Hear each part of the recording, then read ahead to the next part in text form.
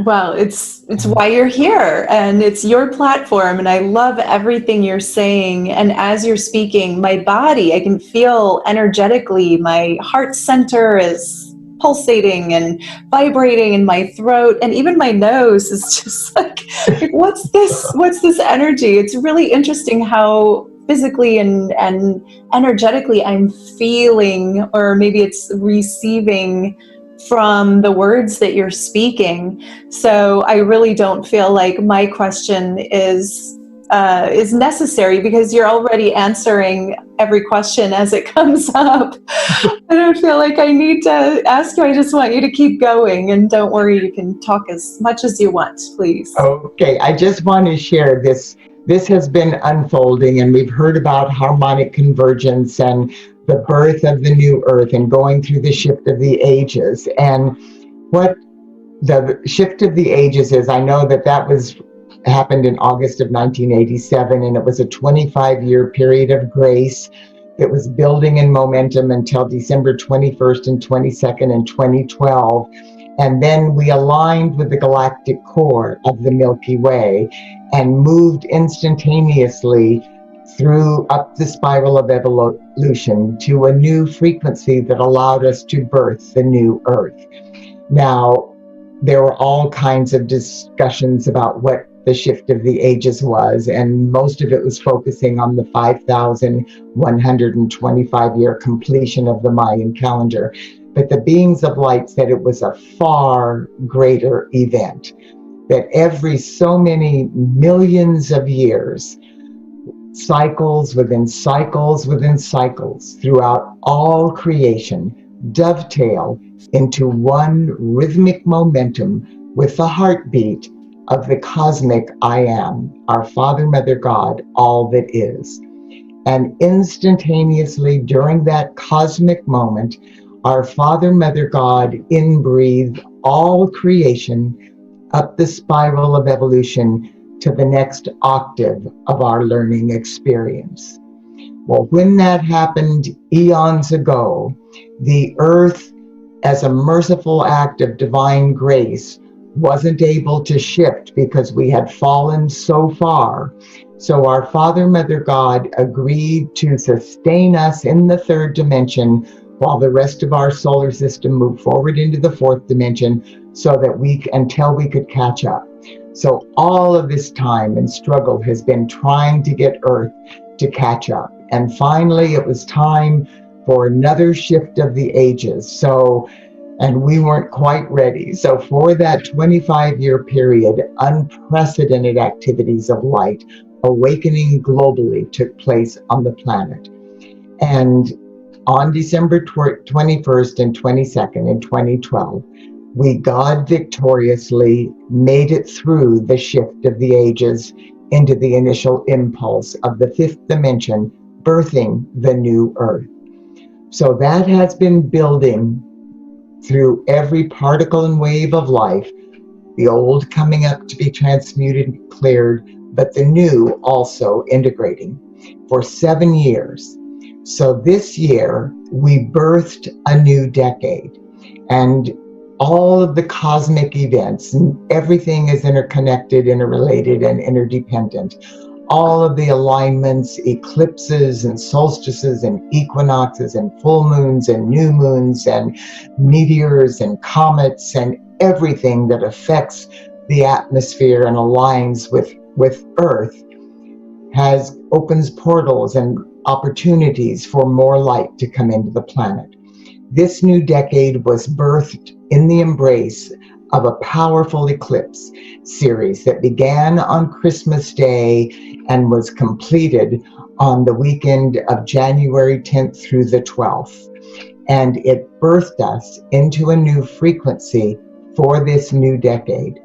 And the beings of light said that with the shifts that had taken place since the birth of the new earth during the past 7 years, we are vibrating now at a frequency where we can have a collaboration of divine intervention from the company of heaven, who cannot interfere with our free will and cannot intervene without our permission.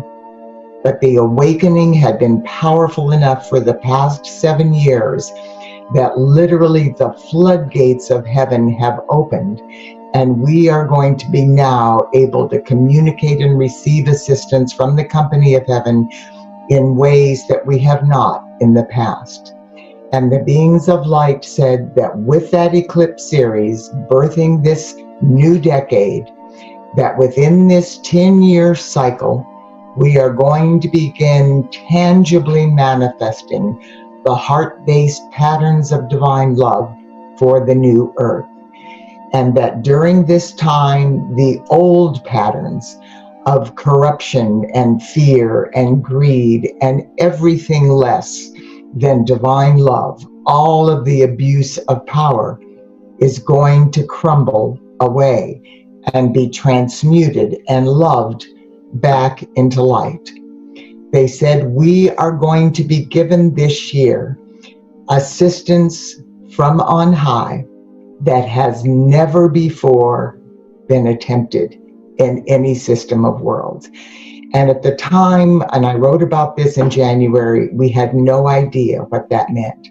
Well, within a matter of weeks, we started hearing about this coronavirus that actually created a shutdown, a forced timeout of the entire planet Earth, where every man, woman, and child on Earth in some way or another through their I am presence or physically in the outer world became tangibly aware that things were stopping, and they were cloistered in their homes, and all of the things in the outer world stopped.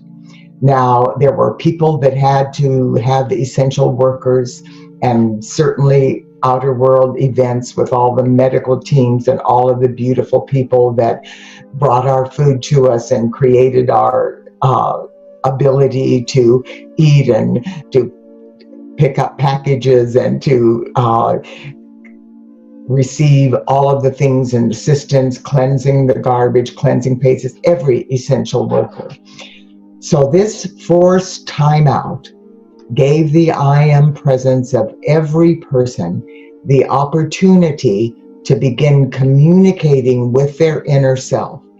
And during this time, the I am presence of each person in this forced timeout is preparing for a planetary reboot.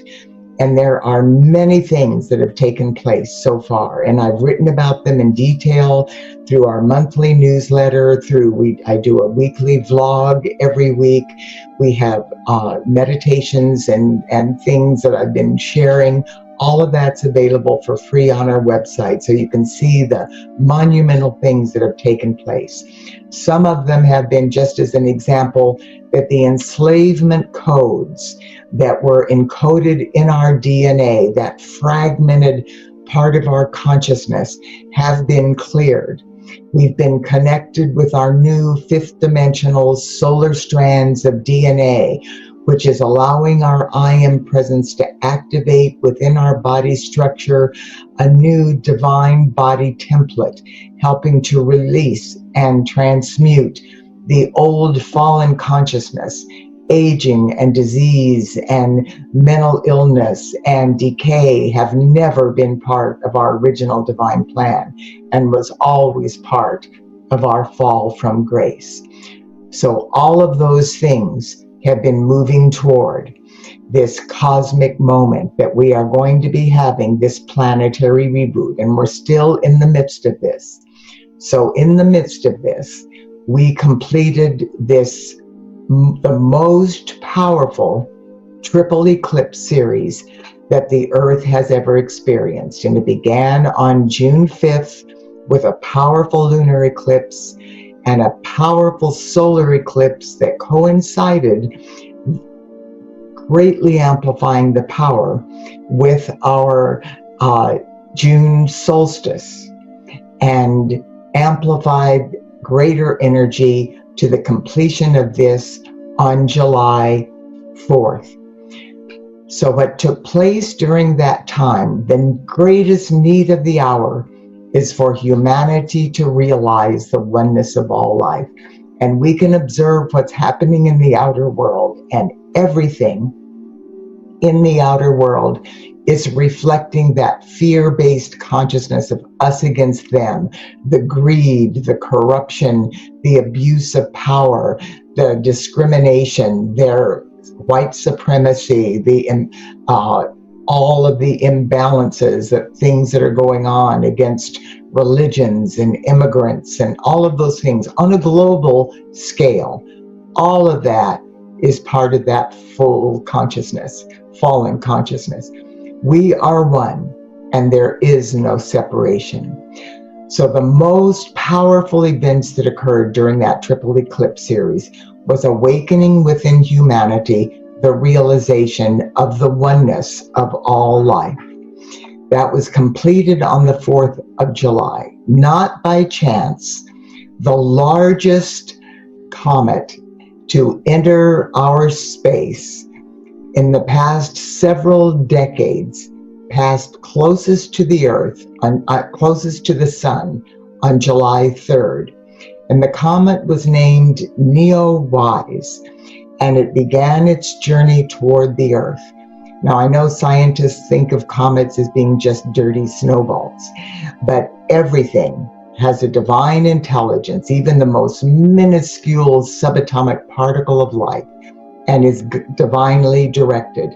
What the beings of light have told us for a long time is that meteors and comets are guided to pass through, in our situation, the atmosphere of Earth, shaking the ethers, breaking down the crystallization of old patterns that no longer serve the highest good, so that they can be more easily transmuted back into light.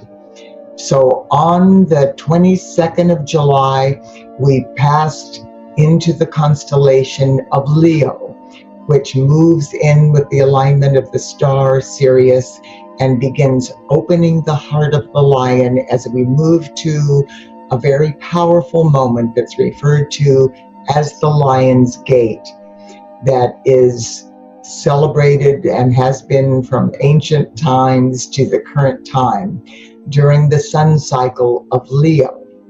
So the 22nd of July is also the celebration in the outer world of Mary Magdalene's feast day. So there's a lot of divine feminine energy. She is an exponent of the divine feminine, our Mother God, and assists our Mother God in bringing forth the essence of divine love.